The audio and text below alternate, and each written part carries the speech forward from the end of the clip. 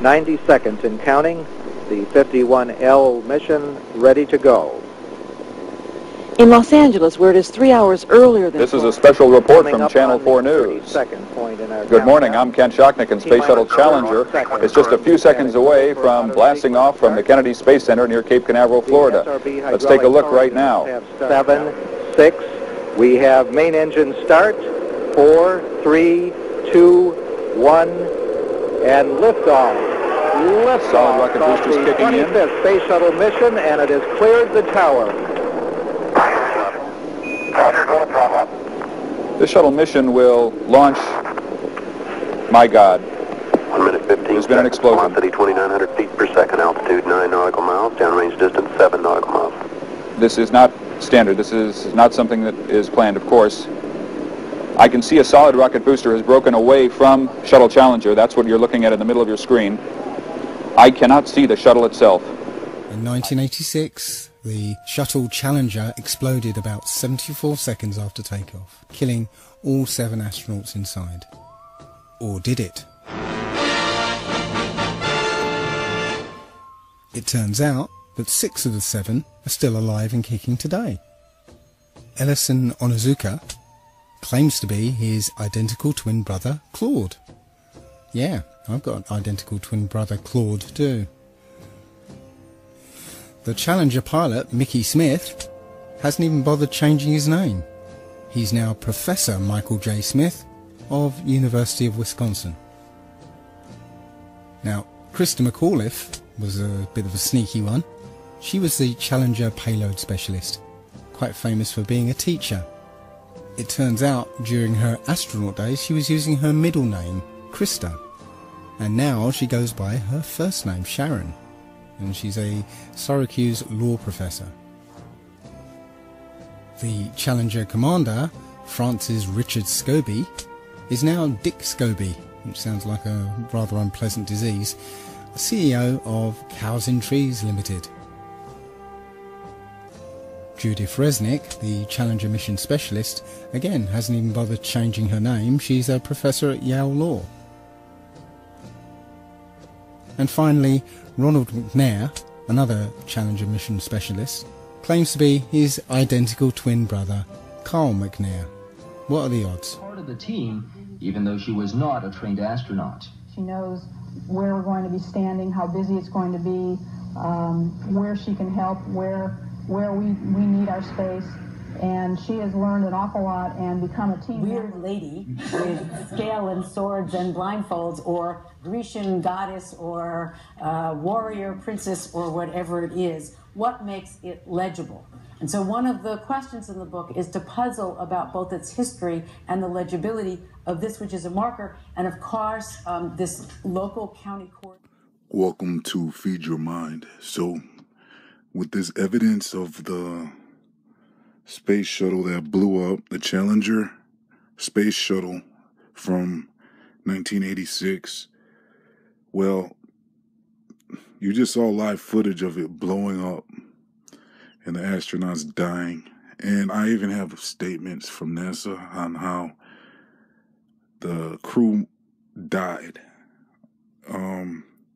If you go to NASA's website, nasa.com, or nasa.gov, you will be able to look up an article called Remembering the Challenger Crew. And it was last updated just in 2015, actually. And so they'll provide you the evidence that the crew died. And it says that the NASA family lost 7 of its own on the morning of January 28th, 1986, when a booster engine failed, causing the shuttle Challenger to break apart just 73 seconds after launch. And then it goes on to name off the members who died, the members of the space shuttle who died. And you can see their faces, each of their faces and their names. And then you match that up with the faces and names that they've found that people have found recently. And I don't know how recently, but they've discovered the whole, like, pretty much the whole crew. So now we have NASA confirmation that the crew has died, and yet we have the evidence that the crew is still alive. So you might ask yourself, what was actually going on there? And it's quite obvious that nobody rides on space shuttles. On those rockets that von Braun, the Nazi scientist, created to make believable rockets that were, big enough to fool the public that these machines were taking people into outer space. But it turns out nobody dare wants to ride on one of those rockets. Those are unmanned rockets and unmanned space shuttles. Nobody is flying into outer space. It's just a show. So all those times when people were watching these rocket launches on TV, this one didn't go as planned, which is probably part of the reason why they decided to cancel out the space shuttle missions. And I remember when they canceled out the space shuttle missions, it was always like, I was thinking like, why? Why would they just quit going to outer space? I was thinking in the back of my head, just thinking, and then you don't think much of it. It's before this flat earth stuff, there'd be all types of stuff that just seemed questionable about NASA. It's kind of like you think about it and then you forget about it just as quick as you thought about it, because it's like, well, you don't think much of it. But now that this flat earth stuff came out, I'm like, okay, so I was actually wondering, why would you just quit, the shuttle program? Like, why would you do that, Now it's starting to make sense, because they don't want to risk faking stuff like that anymore. And that's why they stopped. Because nobody was on those shuttles, and it was just too risky to continue to pull off year after year. They did it through the 70s and the 80s, and that was about it for them. It was time. I think the 90s is when they stopped. Early 90s, early or mid 90s, and that was it. No more shuttles going to outer space. And yeah, because nobody was on them. Nobody was on those shuttles the whole time. Turns out people were gathering around, taking their families to watch the space shuttle launch. It was just propaganda. Nobody was in those shuttles. And that's just, this is just, at this point, it's time for the remaining globe earthers to start really looking into this flat earth stuff. Because this is it, this is the video that really you can't really defend, I mean, NASA said they died.